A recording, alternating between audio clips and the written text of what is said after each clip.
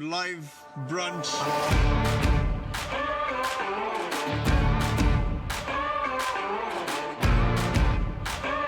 We are live. Welcome to another episode of Live Brunch. Live brunch. Live Brunch. All right, we're starting. Hello. Yes, Hello? we are live Hey. on a new set. Live, a new year, new set. The iconic yellow table and gold mics have disappeared. I have lost that battle, and if the quality of the show is substandard, we know why. But we have Matt We've and not put it in Christine the with wood us. chipper, have we? It's still there somewhere. It's still there. We could bring it back. We could bring it back. If things go downhill, We just could need bring to- it back, but we haven't. go. Anyways, good Go to have you far. guys with us. Matt, another phenomenal preach. Welcome Thank you. to our live brunch, Christine. Good to have you, as always. Do you want to do a quick summary of the preach before we jump into some few questions? Yeah, can do. Yeah, so it's starting this Relational Wisdom series, and starting with a very positive note. I think all the way through the series we'll go to the highs and lows of relationships and the difficult bits as well as the good bits. But we started with a very positive note in terms of God's gift of enjoying relationships. That's what God wants us to do. It's actually Christ-like to enjoy other people and be intentional with it. And we looked at a passage from Luke chapter 7 that demonstrates that Jesus has come into the world in order to reconcile us to him so we can get to know God, enjoy a relationship with him. And as we do that, that affects, transforms even our relationships with other people. And actually to be intentional about that, even in a difficult season where it's not easy to have friendships and maintain friendships and reach out to people, it's just as important, if not more important than ever to do that. So yeah, that's what it's about. It's been an extraordinary season for relationships, hasn't it? I mean, we have felt the pinch of not being able to see people, not being able to embrace people, to hug people, not being able to have dinner with people or to eat with people. It's just has had an impact on relationships. But in a strange way, I found I was a bit worried about what my relationships would be like with my family, since it was just the five of us for the first time over Christmas without any extended family, and a really intense 2 weeks together, not being able to go out of the house too much. But yeah, I actually loved it. I found that. Should we ask your family if they loved it as well? Probably.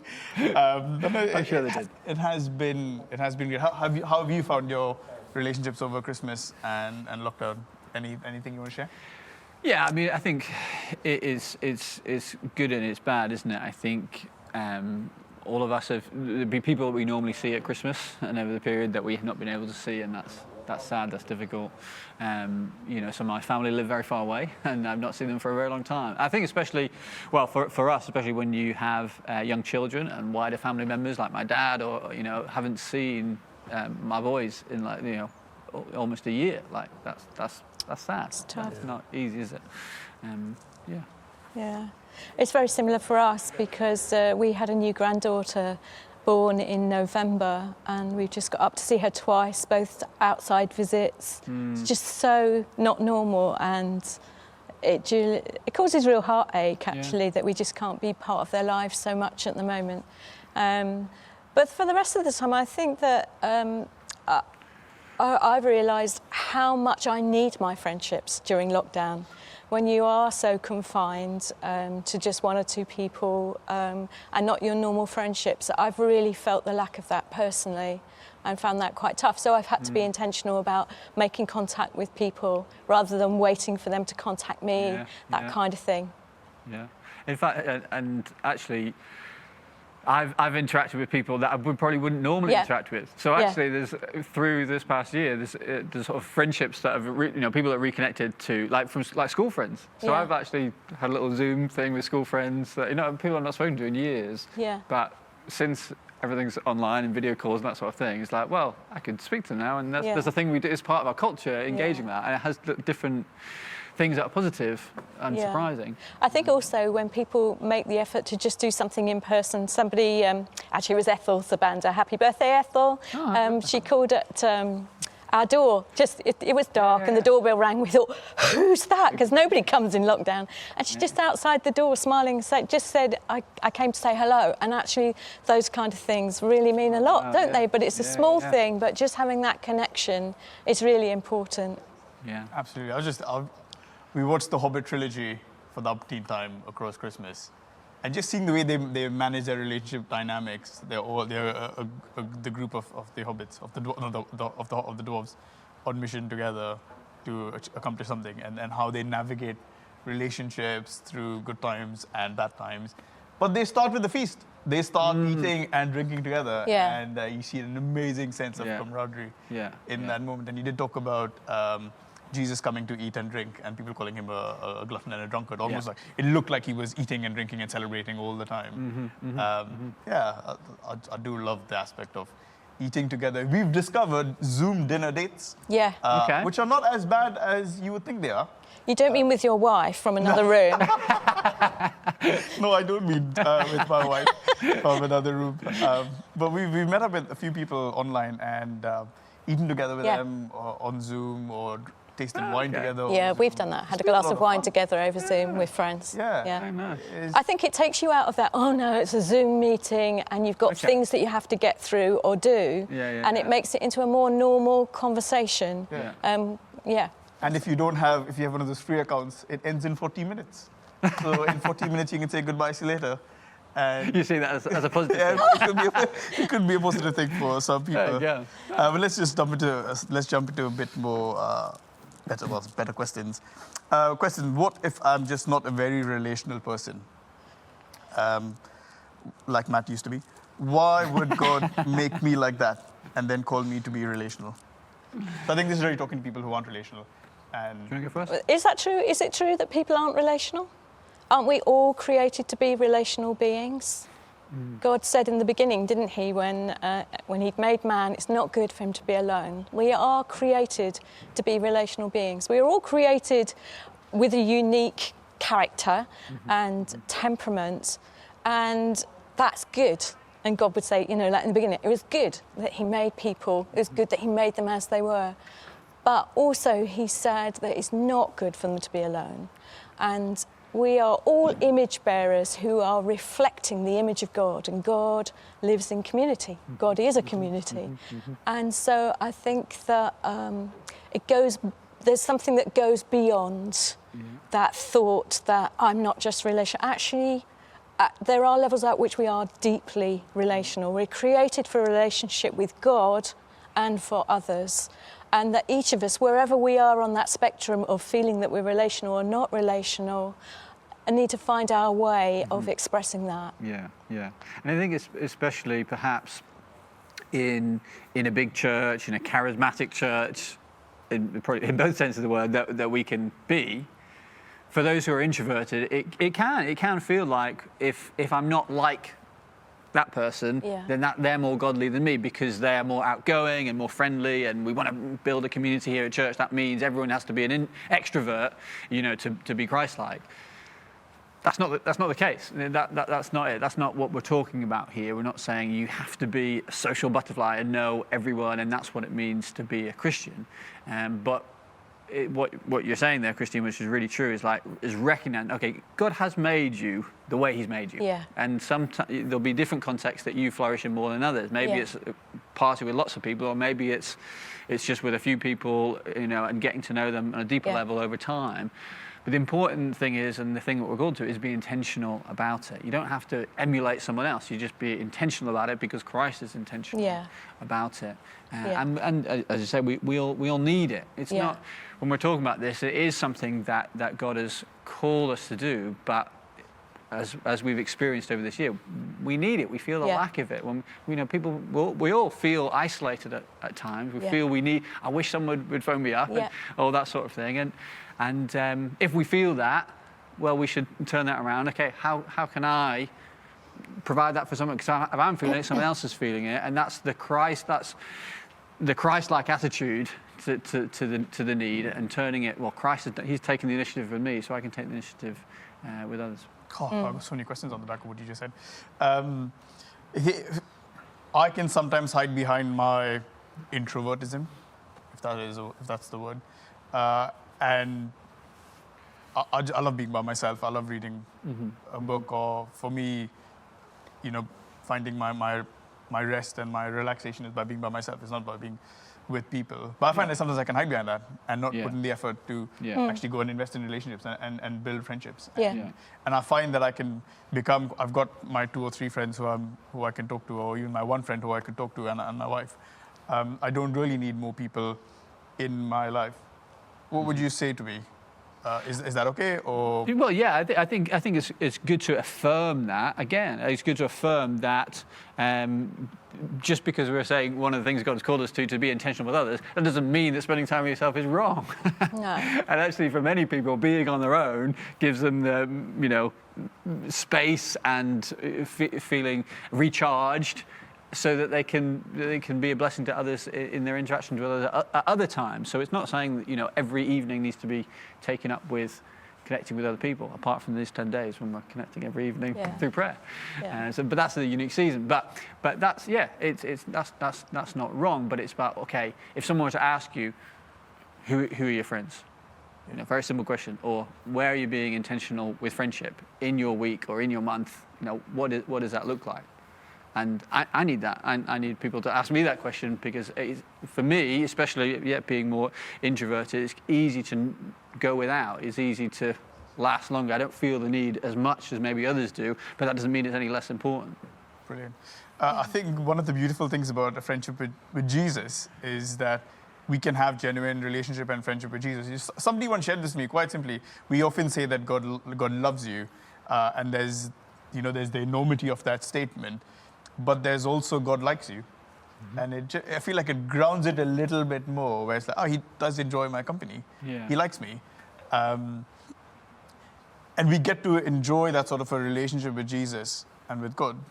And yet we also talk about friendships and relationships with other people. So I guess my question is living in the tension of, well, I've got my friendship with Jesus, I've got my relationship with God, and I've got, those needs being met through the power of the Holy Spirit. Why is it important that I then build relationships and cultivate those friendships and find, I guess, that need met within the community that I'm a part of? Well, one reason is people are not going to go anywhere.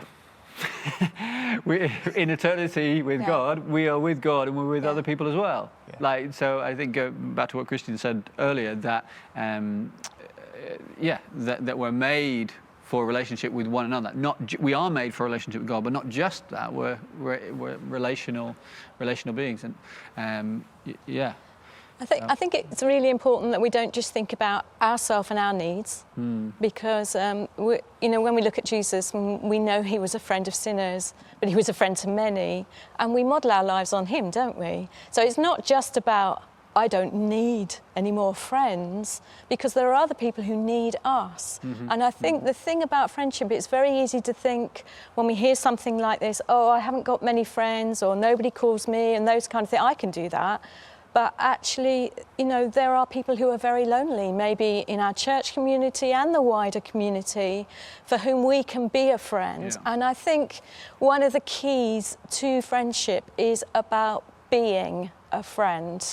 It's not about our sense of need always, although some of us will feel that acutely, but also there is that looking out for one another. And you've got lots of one another verses in the Bible.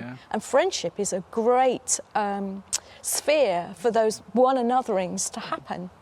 And I think also, when we think about friendship, we tend to think of all the positive aspects of it. But I was just reading Proverbs earlier, it talks about faithful are the wounds of a friend. That a friend can challenge you. And, this is where if we only go for what we think we need, we're not going to look for that, are we? But friendships are there to encourage us as well as to challenge us. And in a healthy relationship like that, we all grow. We were chatting earlier, and you talked about how there is that cliche at the moment, who are your 5 friends? Show me your 5 friends and I'll show you what you're like, and the importance of choosing the 5 people that will, I guess, enable you, will empower you, will strengthen you, and that sort of a thing. But as Christians, and as people as part of a church community, we're called to look out for the marginalized, and the vulnerable, and the sick, and the poorly, and the weak, and befriend them. Why? Because Jesus did that to us. In comparison to him, we are way more vulnerable and way weaker and more pathetic than, I guess, the most pathetic person that we know in our lives. What would you say to Christians who, or to people who would say, no, I'm just really careful about the 5 people I want. These are the people that enable me. And the other people that I engage with are people that are more like a social action thing, and I'll take care of them. And not actually going out and befriending people who are vulnerable and who might not enable your life or might not empower or do anything to your life other than you doing that to their lives. I just think that all our friendships are on a spectrum, that we will have very close friendships that perhaps are more meaningful than others. And there'll be some going down to acquaintances that we say hello to, aren't there? So there's a spectrum anyway. So it's okay to have key people that are important to you. But I think what is wrong is when we get so exclusive that we don't allow room for anybody else. And I don't think it's helpful to think in terms of people as being needy and they need me or that kind of thing, but it's about showing the love of God to whoever I meet, whoever. I don't know if that quite answers your question, but I think that, I don't look for people, that's the sort of person that needs my friendship. That's not in my head. I do try to be friendly to anyone that I meet, because I think that that's a godly thing anyway, because I think we see that with Jesus, don't we? All the time. Nice, so good. Anything you want to add to that, man?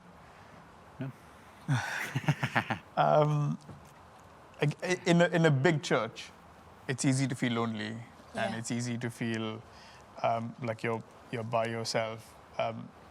I guess especially when you look up to people in leadership, maybe your pastors or your small group leaders or your church elders and whoever, forgetting that they've got a responsibility for a much larger group of people. And so maybe you could feel like you're not getting your friendship needs met by the people above you. And so you could end up feeling like you're quite alone and quite by yourself in a big church. What would you say to people who are maybe feeling a bit of that at the moment? Well, I guess a number of things. I think that there can be missed expectations with this topic. There can be well, if I just turn up, people, friendships will just happen, and they don't just happen.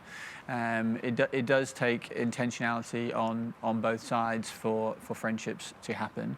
But I mean, one of the ways that we do that through the term is through small groups. Now, saying that, we have small groups that happen every term, and they're different, and so there is a lot of change around. And sometimes even someone can join a small group and they're there for 10 weeks and think, well, I've got to know people a little bit, and especially on Zoom, it's kind of difficult and that sort of thing. And you come at the end of it, it's like, well, I'm not sure that small group has not solved my need for friends that term. Yeah, okay. But actually, if you speak to anyone in this church who has been in the church for 5-10 years, and you talk to them about where their friendship started, probably most of them, probably about 3/4 of the friendships they have in the church has happened because they were at one point in a small group with someone. In that small group, the first time they met them, it didn't feel like a great friendship, but there was a connection point there that was important, that grew over time, and that they were in the small group with them again in the future, or they were on a serving team with that same person, and the friendship grew over time. And so I think sometimes when people say, well, I joined a small group and I didn't really make any friends. Well, stick with it a little bit. Join a team, get involved, serve, be around people, and it will happen over time. And I think friendships can't be just created straight away. No. And so having that expectation of, okay, there is a bit of a journey here, and not expecting that an instant relationship is going to happen with people. And I think that can be unhelpful. But I think being in the community for a period of time, actually, over months and years, it happens. Yeah, and I think that looking to our leaders for our friendships is not always helpful, because we've perhaps put them in a position that is just unhealthy in our lives. But actually, I found that having a breadth of different friendships, different people, and some of my most unexpected friendships have been with people that have been quite quiet, quite background people that like to stay in the background, but they've been the most intensely loyal and supportive. And my life is so much richer because of that. Now, you can't go around saying, is that one of those, or is that one? But I think it's about developing friendship across the board with lots of different people. And I think that you start by doing that. You start by, you were talking about not taking yourself so seriously. I think a smile goes an awful long way when you're actually starting that conversation with people and just greeting one another, that kind of thing. And some of these, there'll be something that happens and then it goes on from there. Yeah. But I don't think you can say, well, I'm going out today to look for my key friends. That I don't think it happens like that. And as you said, it happens through spending time together. It is things like going for a coffee, talking about your life. It's about having meals together, maybe going on holidays together eventually, laughing a lot together. But that happens over time as you get to know people. Yeah. And I think you're right about serving teams. I think I've got to know Matt particularly through Thrive Story. And we laugh a lot, don't we? We do. We do laugh a lot. Did you tell him to lighten up a few years ago? No. If you did, thank you very much. No. Just one quick last question before we bring this conversation to a close. What would you say, personally for you, is a defining factor of genuine friendships? I'll kick us off so it gives you a bit of time to think. Right. I think vulnerability is massive. I find that there's some really good, I have a really close friend who goes to another church now, but we met up across Christmas, went for a walk along the seafront and just chatted and talked life. But the thing that I love about that relationship is we get to share, I share where I'm at, irrespective of me worried about what he might think about me. And I can be quite vulnerable with him and say, this is where I'm at with this, or these are the thoughts that I have, or this is what I'm considering, or this is where I'm doing well, this is where I'm doing badly. And I think, and we're both in that place, so he does the same with me, and it's a massive sob fest at the end. I'm kidding. And we open up and we're honest, but we know that we've got each other's back, and we're not judging the person, and we're not going and talking about the other person behind their back and that sort of thing. Except I am on live television.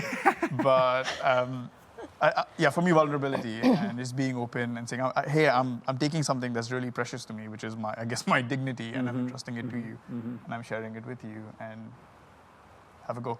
And I find those have been like the most genuine friendships I've had when I get to be vulnerable with people. I think similar kind of thing where people that will accept you for who you are. Not that they don't challenge you, but they can see you on a bad day and see you on a good day, and it makes no difference to the friendship. And people who stick with you, people who are there when you need them. So I don't know how you sum that up easily, but I think that trust is important, and that sense of loyalty. Great. And I think what makes a friendship last as well is just having a genuine interest in one another. Yes. And like actually genuinely interested in your life and things that are happening, and ask questions that show that they're interested, not just asking a question that they just want a quick answer and move on to something else, but taking time to ask what's going on and that sort of thing. Yeah. Brilliant. Hey, we've been really positive in this conversation about friendships, but there are friendships where people do let us down, and there's moments of hurt, and there's moments where we don't have ideal friendships. And we've got one who will never let us down, and his name is Jesus. And if you're looking at this and you don't know Jesus as a friend, then please drop us a message. We'd love to tell you more about Jesus and just share life with you. If you've got any other questions for Matt or Christine or myself, please drop them in the chat, and we'd love to get back to you. Matt, what do we have coming up next Sunday? Thank you so much for joining us this week on Live Brunch. I'm not doing it. Joel's preaching. That's Joel's right. back. Yeah. Right. Joel's preaching. So Joel's preaching us on something which we'll put out Authenticity. And authentically we showed that Matt doesn't know everything. We're being real right now. We are being real right now. We'll drop that information on social media. But have a lovely rest of your day, and we look forward to seeing you next week. Bye. See you soon.